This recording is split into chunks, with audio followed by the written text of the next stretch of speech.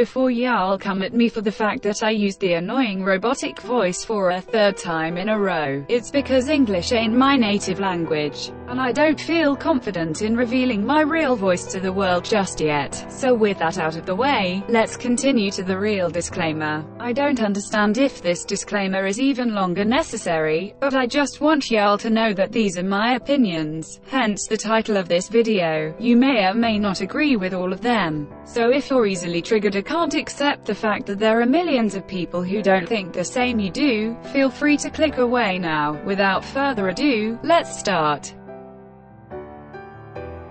Dum Dum Era was a mess.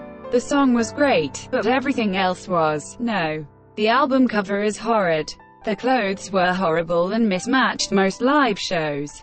The choreo was horrible and didn't match the song. The Michael Jackson rap was unnecessary. They looked so fucking tired during the shows. Joy looked like she was about to pass out in one. And their weight was obviously not handled well. SM can't manage Red Velvet, not very well at least. Although I'm not the biggest NCT fan, I feel like NCT can really be one of the most influential new-gen K-pop groups if SM plays their cards right. Having so many members and adding new members makes them such a versatile group, and the different units appeals to various tastes of music. They have so much unfulfilled potential and I'm excited to see where they go from here. Also, Without You is their best title track overall.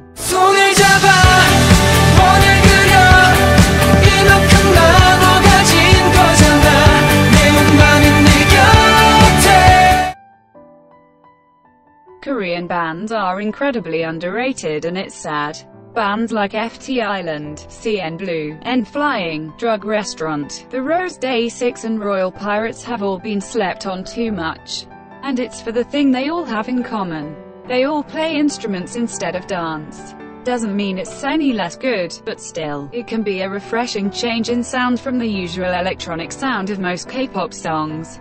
I just wish it got more recognition.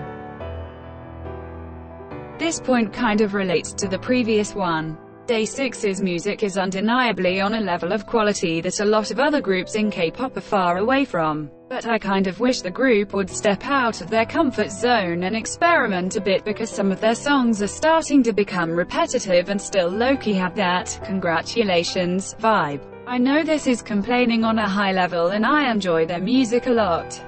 I'm just curious what else they're capable of. Compared to their title tracks, their B-sides sound nothing alike though. Songs like I Need Somebody, Man in a Movie, Say Wow, I'll Remember, Pouring, Goodbye Winter, and Be Lazy all sound so distinct from one another, and I hope they can experiment more with their sounds.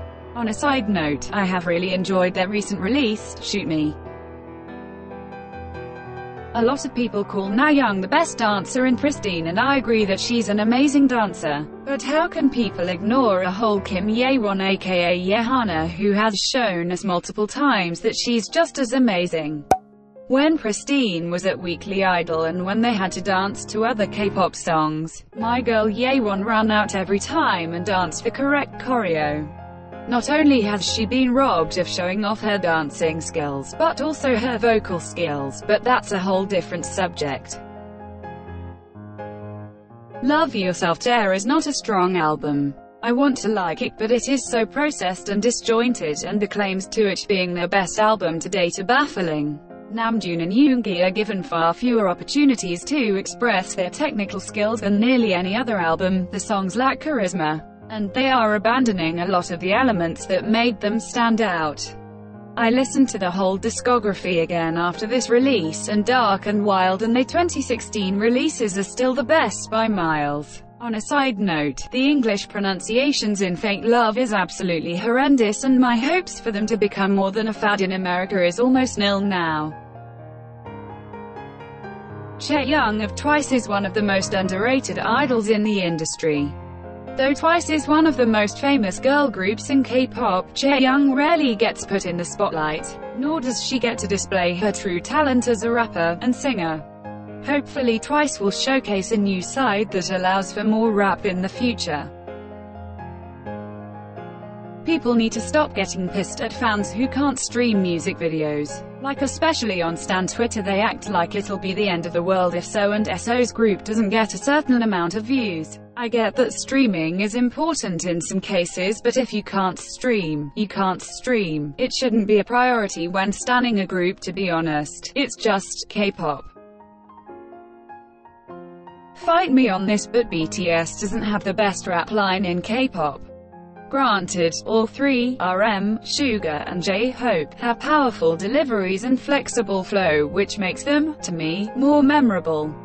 But, and this is just my personal opinion, other groups have a more solid rap line than BTS. Let's take b.a.p for example, because I'm biased as hell. The rap line consists of two rappers, Jungkook and Zello. Both rappers have a distinct voice and different style, and to be completely honest, they've got it all: the flow, the delivery, their mic presence and even the lyrics, which they write themselves most of the time. Jungkook usually raps to the beat in his low baritone voice.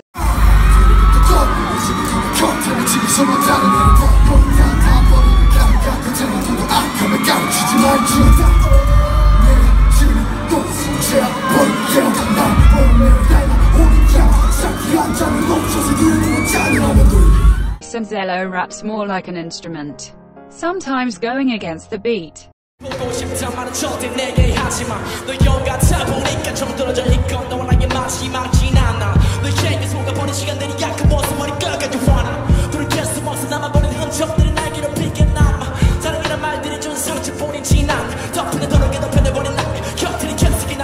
They've basically got the full package, and it's disheartening to see they're underrated compared to BTS's rap line. Other groups that also have a solid rap line in my opinion are Block B, iKON, Monster X, Pentagon and Stray Kids. It seems that BLACKPINK could be the biggest waste of potential this generation. Their debut songs got so much hype and awards from the very start. Compared to other girl groups that gradually built up their fan bases, even Twice struggled initially and needed a second MV to go viral, together with an unfortunate international incident, to get popular. The more time passes with such high views for such few songs, it's harder to deny that maybe the hype for these songs is disproportionate to how good they are, though they are great and definitely well tailored to Western tastes. I hope they reintroduce a dose of much-needed competition with their next comeback though. At this rate, newer groups like MOMOLAND and (G)I-DLE, hell, even JYP's new girl group in 2019, if it gets to that point, could overtake BLACKPINK in tangible success. If any idol is LGBTQ+, they deserve to get to come out and live their truth. They deserve to be happy and accepted for who they are instead of them having to be closeted. They might not come out BC they're scared, or scared to lose their fans, but if you're truly a fan of an idol that comes out, you shouldn't care about their sexuality. It's 2018, let them be themselves, and if you don't support them any longer simply for the fact that they are a part of the LGBTQ+ community, you're trash and you can leave. Idols don't have to learn English. Would it be convenient if they did? Yes. As a mostly self-taught English speaker who doesn't speak a lot of Korean, English-speaking idols would be great, but that's the idol's choice. While I am grateful for the idols that took the time to learn an admittedly difficult language, if I would need Google Translate to talk to my bias, should we ever meet, then that's perfectly fine. I can watch their interviews with subtitles. That's why they're there. Learning a language is not easy, even if it's similar to your native tongue. I mostly taught myself English because I wanted to communicate more with my English-speaking friends. Now English has many similar roots and is similar grammatically to Dutch. But it was still a pain in the fucking ass. I had to learn new vocabulary, learn how to pronounce new letters, practice conversations, and as a high school student, I didn't have a lot of time, energy or patience for it. Now imagine a Korean K-pop idol having to go through this.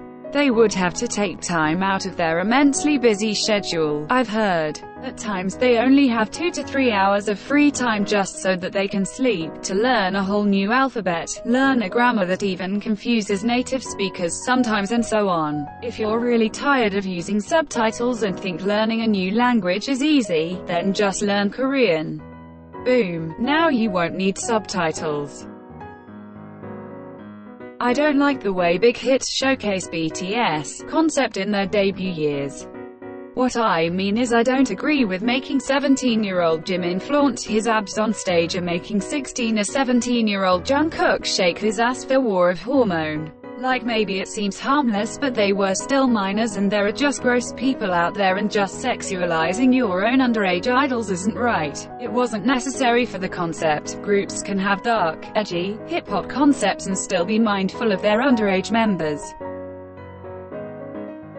Pentagons' Shine was a wonderfully cute song with an adorable video and dance that perfectly described what it's like to have a crush, and I wish it got wins at awards shows and more recognition. Okay, last one because I'm so sick and tired of constantly hearing this. So apparently if you like any popular group like EXO, BTS, Red Velvet, Twice, GOT7, ECT, that means you're trash. Or if you like not so popular groups like CrossGen, B.A.P, Teen Top, KNK, ECT, you are also trash. Here's an idea. Support the groups you like and leave others alone about what they like. Quit tearing down groups and the people that like them because it's not the same taste of you as yours. No one should be shamed for the music they like. Support the K-pop community as a whole. Thank you for coming to my TED Talk.